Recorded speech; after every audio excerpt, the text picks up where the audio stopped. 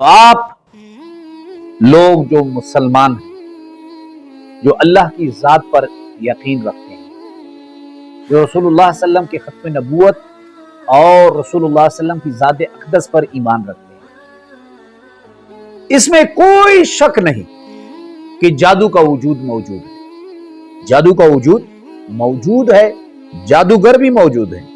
موسیٰ علیہ السلام کے زمانے میں جو موسیٰ علیہ السلام کے مقابلے میں آئے تھے، وہ بڑے بڑے جادوگر تھے جنہیں فرعون چن چن کر مصر کے بازاروں سے لے کر آیا تھا۔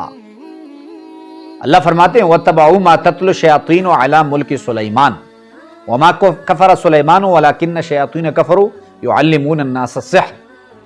یہ عامل جو ہیں، یہ شیطان سے، جادوگر جو ہیں وہ شیطانوں سے جادو سیکھا کرتے تھے، اور پھر ان کے بعد پہلا کام کیا کرتے جادو سیکھنے کے بعد پہلا کام یہ کرتے کہ یفرقون بہ بین المرء وزوجہ، وہ میاں بیوی کو جدا کرتے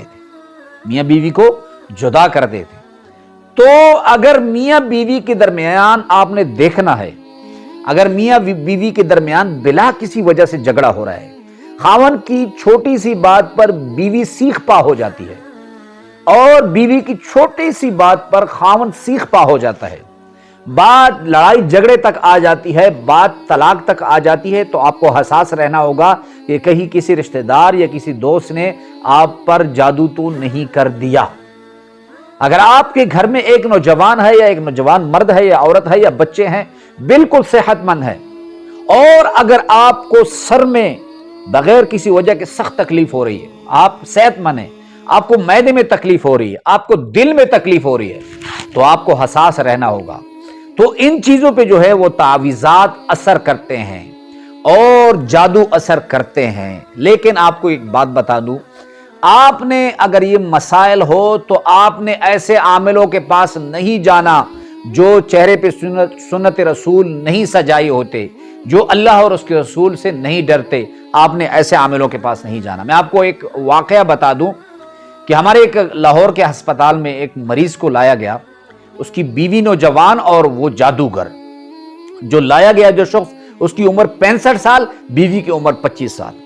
تو ڈاکٹر صاحب کہتے ہیں کہ جیسے ان کو لایا گیا تو ان کو برین ہیمریج ہوا تھا اور وہ بے ہوش تھے، تو ان کو اس وارڈ میں منتقل کیا گیا جہاں دوسرے مریض کو رکھا گیا ہے۔ تو ڈاکٹر صاحب کہنے لگے صبح کے بعد میری ترتیب ہوتی ہے کہ صبح کی نماز کے بعد ہم مریضوں کے لیے مدھم سی آواز میں سورۃ الرحمن لگایا کرتے ہیں۔ تو کہتے ہیں میں رات کو گھر گیا تو صبح ایمرجنسی میں اسپتال کے عملے کا فون آیا کہ ڈاکٹر صاحب جو مریض کل لایا گیا ہے، سورۃ الرحمن جیسی ہی ہم نے تلاوت شروع کی تو اس شخص کے ناک کے راستے سے اور منہ کے راستے سے کیڑے نکلنا شروع ہو گئے۔ تو کہتے ہیں جیسے ہم نے سورۃ الرحمن بند کیا، کیڑے نکلنے بھی بند ہو گئے۔ تو ہم نے اس کی بیوی سے پوچھا کہ سچ بتاؤ کہ واقعہ کیا ہے؟ تو اس نے 2 باتیں بتائیں، توجہ سے سنیں۔ ایک یہ کہ میں کسی اور کی بیوی ہوں، میں اس عامل کے پاس اس لیے آئی تھی کہ میرا جو خاوند ہے وہ مجھے مارتا پیٹتا ہے، کوئی ایسا وظیفہ اور عمل بتا دے جادو کے ذریعے کہ میرا خاوند مجھ سے محبت کرنے لگے۔ تو بجائے اس کے کہ اس جادوگر نے میرا علاج کرنے کے بجائے مجھ پر ہی ایسی جادو کر دیا کہ میں بغیر نکاح کے اپنے خاوند کو چھوڑ کر اس جادوگر کے پاس رہنے لگی۔ دوسری، یہ شخص جو جادو کرتا ہے یہ قرآن کو جادو کے لیے استعمال کرتا ہے، اور استعمال بھی ایسے کرتا ہے کہ جنابت کی حالت میں لوگوں پر تعویذات کرتا ہے۔ تو ایک بار تو جب یہ بیمار ہوا چند سال پہلے، تو بالکل ایسے بیمار کے ڈاکٹر نے کہا کہ اس کا بچنا مشکل ہے۔ تو میں نے اس کے کان میں کہا کہ تم سچی دل سے توبہ کر لو، اللہ معاف فرما دے گا۔ تو کہتے ہیں اس نے سچے دل سے توبہ کی، پھر میں اپنے شوہر کے پاس گئی کہ مجھے طلاق دے دو کہ میں اس جادوگر سے شادی کر لوں۔ پھر شوہر نے طلاق دی۔ 3-4 مہینے کے بعد جب میری عدت ختم ہوئی تو میں نے اس جادوگر سے شادی بھی کر لی، ہم پاک صاف زندگی گزارنے لگے۔ چند سال بعد ایک نوجوان آیا، پیسوں کا بیگ لے کر آیا اور کہا کہ میں فلانی لڑکی سے شادی کرنا چاہتا ہوں، آپ یہ میری شادی کرا دیں، جادو کرا دیں۔ وہ لڑکی بھی کسی اور کی بیوی ہے۔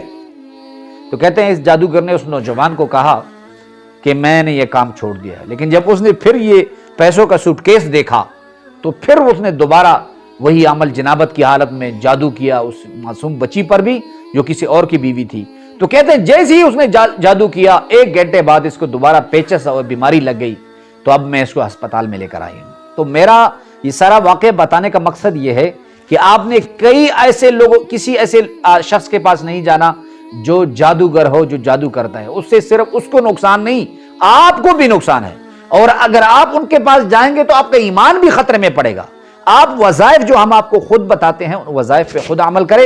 اور جادو اثر کب کرتا ہے؟ جب آپ بیت الخلاء میں کپڑے اتاریں اور اعوذ باللہ نہ پڑھیں, بسم اللہ نہ پڑھیں. جب آپ گھر میں کپڑے اتاریں اعوذ باللہ بسم اللہ نہ پڑھیں. جب آپ بالکل ننگے حالت میں ہو اور کپڑے اتارتے وقت آپ اعوذ باللہ بسم اللہ نہ پڑھیں تو آپ پہ جادو تب اثر کرتا ہے. اس لیے آپ وظائف آپ خود کریں اور وظائف کے استعمال کے بعد آپ اس کا اثر دیکھیں. اور جو جادو کے لیے میں آپ کو وظیفہ بتانے جا رہا ہوں, اگر آپ کے گھر پہ سخت سے سخت جادو ہو, آپ نے ایک بار آیت الکرسی پڑھنا ہے, ایک بار آیت الکرسی پڑھنا ہے.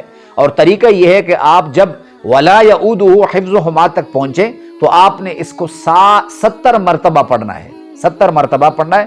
پھر وَهُوَ الْعَلِيُّ الْعَظِيمُ کہہ دینا ہے. پھر آپ نے اس مریض پہ دم کرنا ہے, اس کے لیے پانی دم, پہلے گلاس پہ دم کرنا ہے, پھر پانی پہ دم کرنا ہے, اور اس کے بعد آپ نے پورے گھر میں چھف کرنا ہے. اور جو پانی ہے مریض کو پلانا بھی ہے, اس پہ چھڑکنا بھی ہے. اور اس کے بعد پانی کو لے کر گھر کے چاروں کونے میں آپ نے تھوڑا تھوڑا پانی ڈالنا ہے, لیکن اس پر کسی کے پیر نہ لگیں. پھر آپ دیکھیں کہ اللہ رب العزت سخت سے سخت جادو تعویذات کے اثرات کو آپ کے گھر سے اور آپ کے مریض سے کیسے ختم کرتے ہیں.